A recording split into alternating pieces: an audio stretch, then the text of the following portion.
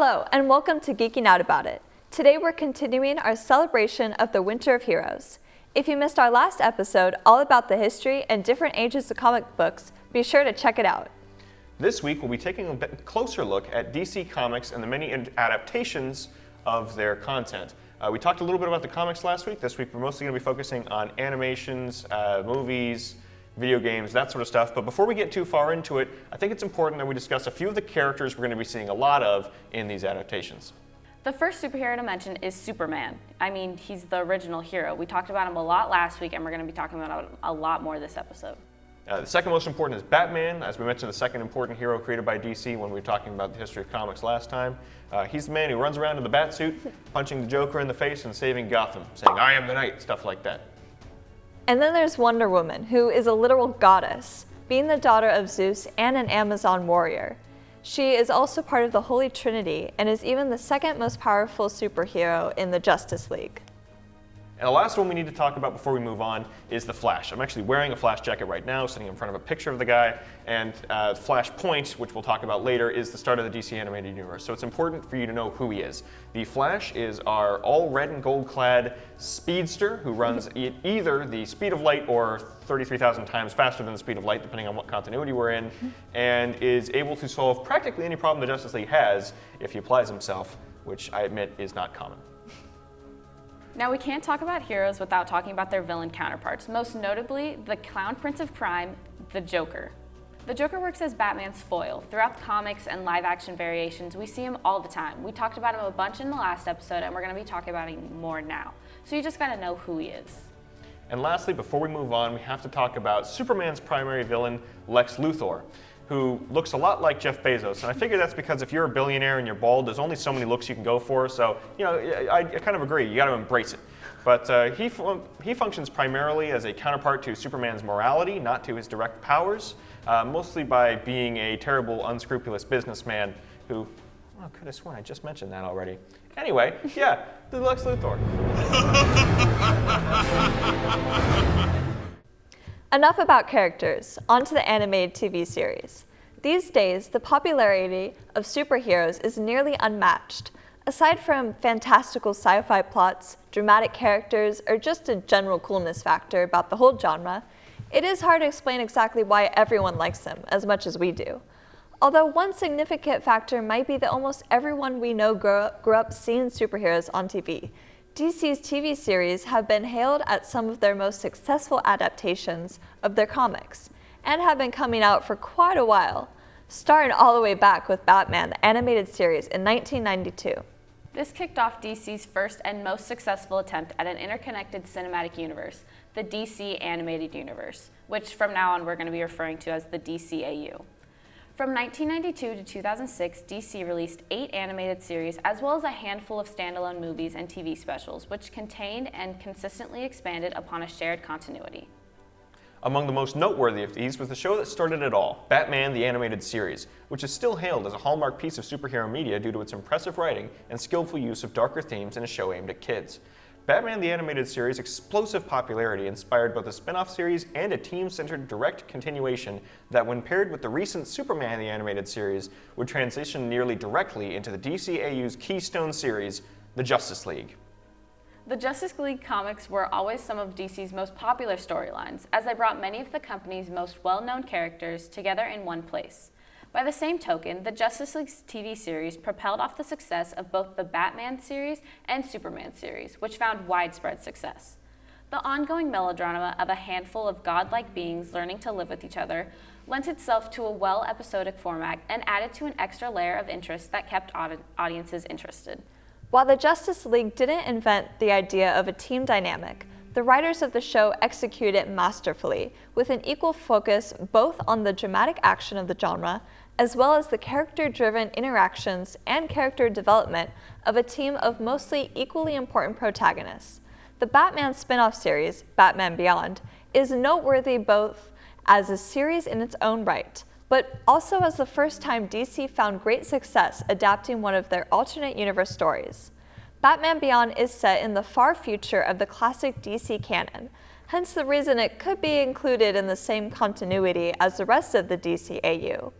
It is one of a vast number of DC stories set in parallel timelines, or some other scenario that results in a twist on a classic DC setting. These types of non-canon stories allowed for a kind of exploration of the characters that is hard to find anywhere else, which is why they were very popular in the comics. However, due to the disconnect from the main DC continuity, many who didn't actively read the comics didn't even know they existed. Batman Beyond sparked interest in this kind of DC side story and inspired many to read, and subsequently buy, more comics. Also of note from the DCAU is Static Shock. One of the later installments of the DCAU, Static Shock came at a time when the continuity had grown large enough that DC could begin creating content for some of their newer and less popular characters. DC has always used its superhero mediums to promote civil rights, and in 2000, Static Shock became the first animated TV series that featured a black superhero as the main protagonist. While the majority of the DCAU is worth watching even now, the earliest of the associated series ran on TV when our parents would have been watching. In more recent years, DC has produced a couple of incredibly popular animated TV shows, the most notable of which are Teen Titans and Young Justice. Separated by a little less than a decade, both shows center on similar teams of hero sidekicks that unite as a team while their mentors fight larger-scale threats in the background. Like the shows that came before them, both Teen Titans and Young Justice are widely renowned for their character development and narrative, as opposed to just their flashy action sequences.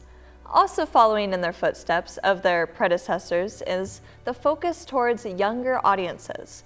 With the team now consisting of the heroes' younger counterparts, it was especially clear that these shows were meant to appeal to the younger fans. Despite this, however, many older fans of the comics find these shows worth watching for their ability to tell interesting, character-driven narratives. That's enough about the animated series. There's a lot of them, they're great, but we have to talk about all the movies. There's a ton of DC animated movies, and they're all excellent, and we're going to talk about them right after the break.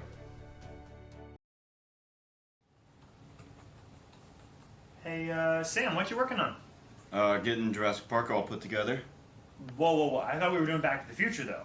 No, we decided on doing Jurassic Park. We had a whole meeting about this. We're trying to focus energy into Harry Potter, and we want to get a nice live show in before it. But I'm already dressed up for Back to the Future, and we were going to do a package for Back to the Future. Yeah, that's great, but we don't have the time. What are you, a chicken? Nobody calls me chicken.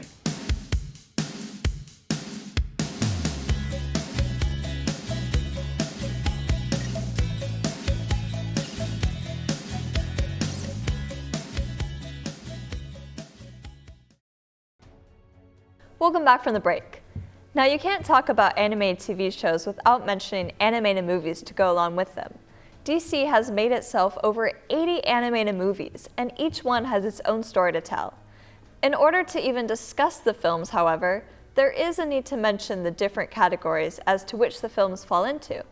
The three main categories are the DC Universe Animated Original Movies, the DC Animated Movie Universe, and the DC Animated Universe.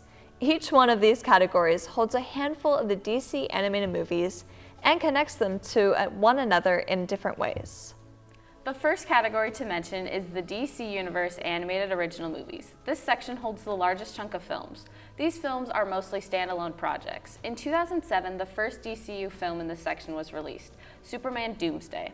It was a darker film compared to what audiences were used to in terms of animation, but overall they enjoyed it. A good chunk of the films in this section were meant to be enjoyed by an older audience that could handle the dark and gritty storylines. Some of the most notable films from this category are standalones like Wonder Woman, Batman the Killing Joke, and Justice League Doom, which I absolutely love, by the way, because Nathan Fillion plays Green Lantern in that one side. There were also films that had features outside of the films connected to them, like Batman Under the Red Hood, which links to an interactive short film from 2020 called Batman Death in the Family. In 2013, DC decided to make a handful of films that were all connected to one another. This decision led to our second category of DC animation, labeled the DC Animated Movie Universe. It featured plot elements inspired by the New 52 continuity.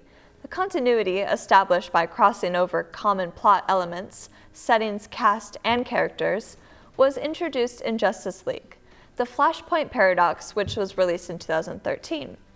The franchise has received positive reviews for its darker themes and creative direction, and has obtained high sales. As of 2020, 16 films have been distributed. The final category of DC animation is the DC animated universe. Now, we talked about this category when we were mentioning the animated TV shows because that's essentially what this universe is. It's the smallest selections of films to talk about, but only because the movies in this section are feature films that are connected directly to the animated shows. The continuity of these films directly correlates with the shows that they're airing alongside them, and that means there aren't actually that many of them. When it comes to making animated universes, DC has done a great job at making sure all of their films connect to one another. With that being said, we'll be taking a quick break, and when we come back, we're going to talk about some DC-inspired video games.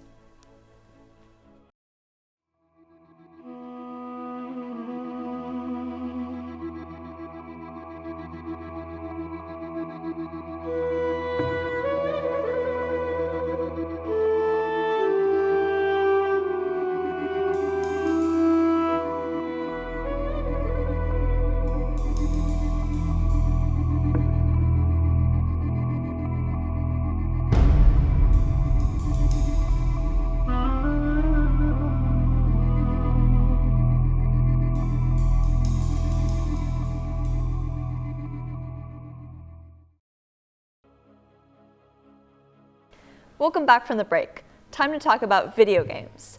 Arguably, the best superhero video game of all time is Batman Arkham Asylum, which was released on August 25, 2009. It even won awards such as the BAFTA Games Award for British Game and the Empire Award for Best Video Game. The game was developed through Rocksteady Studios by Nick Arundel and David Buckley. The story of Batman Arkham Asylum starts with Batman returning the Joker to Arkham Asylum after arresting him in Gotham City. The Joker ends up escaping Arkham Asylum, unleashes chaos, and ends up taking control of the asylum. Batman Arkham Asylum is the first game in the Batman Arkham game installation, followed by Arkham City in 2011, a prequel Arkham Origins in 2013, and finally Arkham Knight in 2015. And a quick aside about the Arkham series, it is absolutely fantastic, and one of the best features of the Arkham series, besides from its amazing replayability and expansiveness, is the fact that they managed to secure a lot of the voice actors that play the animated movie and TV show versions of the characters for the game series, including the Joker, who is played by Mark Hamill, who is just the best. He's the best Joker. I know everyone loves Heath Ledger's Joker, and so do I really do, but Mark does a fantastic job. Just listen to the laugh. Another best-selling superhero video game is Lego Batman, which was released in September of 2008. This action-adventure game was developed by Traveller Tales and published by Warner Bros. The game follows Batman and Robin fighting the dangerous villains that escaped Arkham Asylum, which are the Riddler, Penguin, and Joker. The player even gets to play as a hero and a villain at different points in the game. But it's not just Batman who's seen great success in the video game industry. The Injustice franchise has also made quite an impact. Developed by NetherRealm Studios, the company behind the massively successful Mortal Kombat franchise, Injustice is an intense 1v1 fighting game featuring more than 30 iconic DC heroes and villains. There are also some guest stars such as Sub-Zero from Mortal Kombat, Hellboy, and even the Teenage Mutant Ninja Turtles. The series follows a darker alternate timeline in which members of the Justice League are forced to go up against a tyrannical Superman, corrupted after the Joker killed Lois Lane and dropped a nuclear bomb on his home city of Metropolis. There are also two highly anticipated superhero video games planned to be released this year, which are Gotham Knights and Suicide Squad: Kill the Justice League. Gotham Knights playable characters will be Nightwing, Batgirl, Robin, and the Red Hood, and it will be set in Gotham City immediately after the death of Batman as the protagonists attempt to continue his legacy. The heroes will encounter many supervillains such as Mr. Freeze, Penguin, and the Court of Owls, which are said to get harder the longer you wait to fight them, which is really fun. And a similar game to it, but not the same game, is Suicide Squad: Kill the Justice League, which will include Captain Boomerang, King Shark, Harley Quinn, and Deadshot as Task Force X on a mission to take down Brainiac. This game will take place in the Arkhamverse, and looks almost identical as far as gameplay build to Gotham Knights, but Gotham Knights is 2-player and Suicide Squad appears to be 4-player, and they have a number of other key differences between them. Either way, they are very anticipated and hopefully will be good. Now, undoubtedly, the games are great, but we have so much more to talk about. Now, we've already talked about animated shows, but there's a whole other side to the DC Extended Universe that takes place in a live-action world. The CW is the primary channel that these shows have premiered on, but more recently new shows like Peacemaker are going to be able to watch on HBO Max, but we'll talk more about that in a minute. The Warner Bros. Corporation's first attempt at a superhero show was with Smallville. Originally airing on the Warner Channel in 2001, the show evolved around a young Clark Kent and his struggles as a teenager with powers. Alfred Goh and Miles Millar wrote and produced the show for 7 seasons before it moved to the CW, where the show would get taken over by show writers Todd Slavkin and Darren Swimmer. Smallville became a hit in its own ways and set the stage for the possibility for more superhero-inspired shows. They explored crossover concepts, introducing characters like The Flash, Arrow, and Aquaman, but they did it in a way that kept all the characters in the Smallville bubble, rather than trying to expand it further. Now, Warner Bros. Has used Smallville as a template for future hero shows. When the Warner Channel changed to the CW, they wanted to further the idea of hero shows, and thus the Arrowverse was born, which basically sums up the universe where all the shows on the CW now take place. When Arrow was released in 2012, it amassed over 4 million viewers. 2 years later, when The Flash aired, the number of viewers had increased to almost 5 million.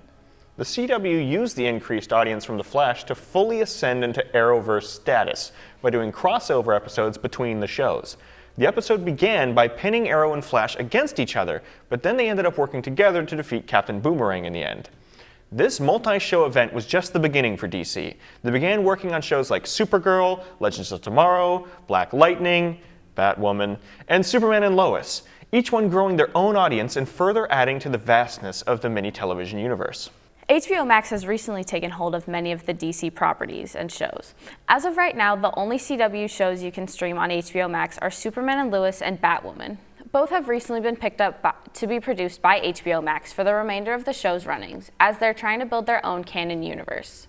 This division from the CW Arrowverse comes with Warner Media's acquisition of HBO Max and the desire to use producers Greg Berlanti's version of a new television universe. In order for DC to comfortably introduce new characters, they have to create new universes or timelines to keep the older storylines intact. Not saying that the Arrowverse is any less canon, it will just have to take place in a different universe. And the newest show to enter the DC lineup is Peacemaker. This show is very special because it is the first DC show to feature a character from a live-action DC movie. After Peacemaker, played by John Cena, appeared in James Gunn's The Suicide Squad, Gunn conceived a Peacemaker show after noting Cena's strength as a dramatic actor while filming The Suicide Squad, and was able to write all 8 episodes while completing the film during the COVID-19 pandemic. Gunn is a madman. He really is. Now, we still have one more thing to talk about in this episode, but we'll continue that after the break with talking about the live-action universe of DC movies.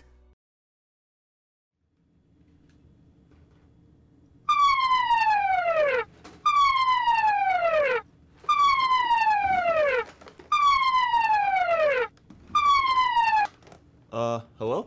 Sam, you're late with the Geeking Out About It Star Wars episode promo. What's going on in there? We're fine here. We're all fine. How are you? You've got to reserve the studio, you nerf herder! This is worse than the time you let that Rancor in the studio during Locals Live. That was a conversation anyways.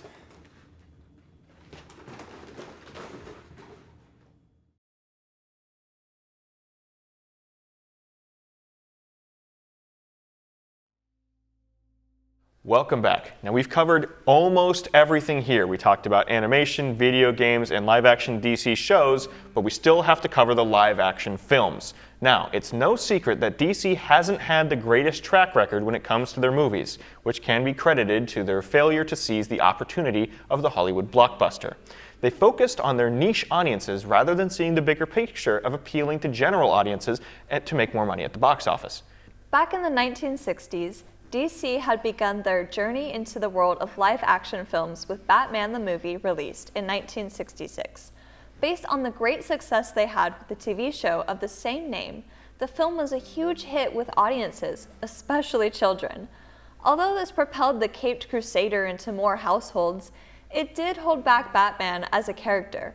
The fact is, not everyone today has read every Batman comic book, but most people have seen at least one Batman movie. Now, more than ever, the portrayal of these characters in films is crucial to accurately represent the character. In the case of the 1960s Batman, the movie and the TV show were marketed toward children.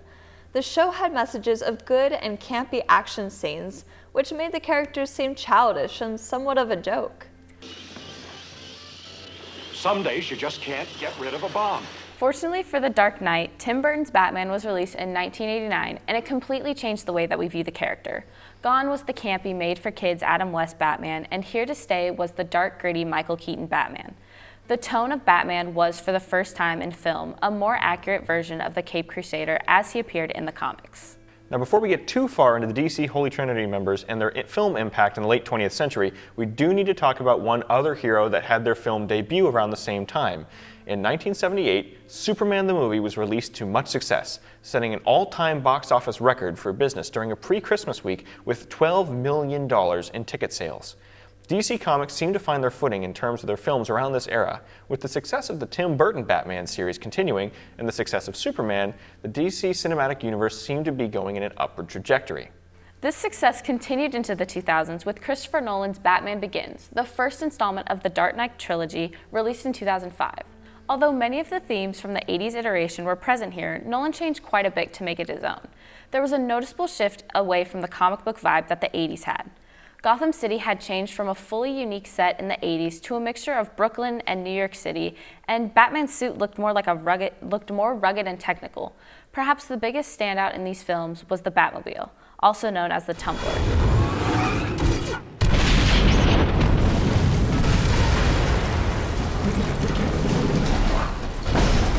Looking more tank than sports car, it cemented the realism and darker themes that this trilogy would cover. In Batman Begins, Scarecrow plans to cover the entire city in a hallucinogenic gas to scare everyone into making him ruler. In The Dark Knight, the Joker just wants to watch the world burn by building up other villains and blackmailing people of power to do his bidding. In short, people loved this modern take on Batman. The Dark Knight went on to make over $1 billion at the box office, the highest grossing films of that year. Unfortunately for DC, this would be the peak of their success for a while. Just a few months prior, Paramount released Iron Man in theaters, and although The Dark Knight far outperformed Iron Man, we've all seen how well Marvel has done over the last few decades. It's astounding how far DC fell below Marvel during those next few years. After the Dark Knight trilogy wrapped, DC attempted to maintain their audience by releasing Man of Steel in 2013. This would come to be the first DCEU movie directed by Zack Snyder, who had previously directed an adaptation of The Watchmen in 2009, and it would prove to be the moment at which DC began to fall out of favor. See, there's an inherent problem with giving one director creative control over a multitude of heroes. You're only seeing what a given director wants you to see. Compared to Marvel, who had Kevin Feige and an entire creative team, all of whom intimately knew the material they were working with, putting a universe like that into the hands of someone who doesn't feel the need to explore other aspects of characters and would rather focus on darkness and violence is where the DC films fell short. And one more thing, the darkness feature. Take a look at this. Take a look at this. You can see why it's hard to watch. This isn't to say that DC doesn't have fleshed out characters. Quite the opposite. In spite of the fact that DC has some of the biggest comic book properties in the world, Marvel has time and time again punched far above their weight class with their heroes. They've managed not just to find success in their individual films, but merging them together to form an entire cinematic universe. While Marvel has been churning out decent, if not amazing films time and time again, DC, and by extension Warner Brothers, still can't seem to find their footing. To their credit, DC has had a few more than decent films during this time, most notably Shazam and Joker, which came out back to back. Shazam was a fun, light-hearted action-adventure film with likable characters and a well-written story. And Joker further explored the character and even made us understand to some extent the trauma that he's endured. It seemed to many that this would be a turning point for DC films. It seems like they had finally found what worked and what audiences liked. It seems that perhaps the DCEU is allowing itself to experiment more and take creative risks in the service of creating a better movie. Take James Gunn's recent sequel reboot, The Suicide Squad, which was released this past summer. While the original Suicide Squad was panned by critics after being plagued with studio interference and numerous reshoots, James Gunn's Suicide Squad rights many of the wrongs of its predecessor. The Suicide Squad feels very on brand with the rest of James Gunn's films. Our main characters all have something to do in service of the plot, and they interact with each other in meaningful, sometimes emotional, touching ways. while still maintaining a goofy, oddball tone present in many Suicide Squad comic book stories. Yeah, while not all of their movies have knocked it out of the park, we here at Geeking remain cautiously optimistic about the future of DC films. Most notably, the upcoming film The Batman, directed by Matt Reeves. From what we've seen in the trailers, we're pretty excited to see what this film has to offer, and how well Robert Pattinson does as Bruce Wayne. And that new theme music. Mwah! That's all for this episode. We'll see you all in the next Winter of Heroes episode, where we'll dive into Marvel and its universe. Be sure to visit our social media, Instagram, TikTok, and Snapchat, to see extra Winter of Heroes related content. Thanks for watching!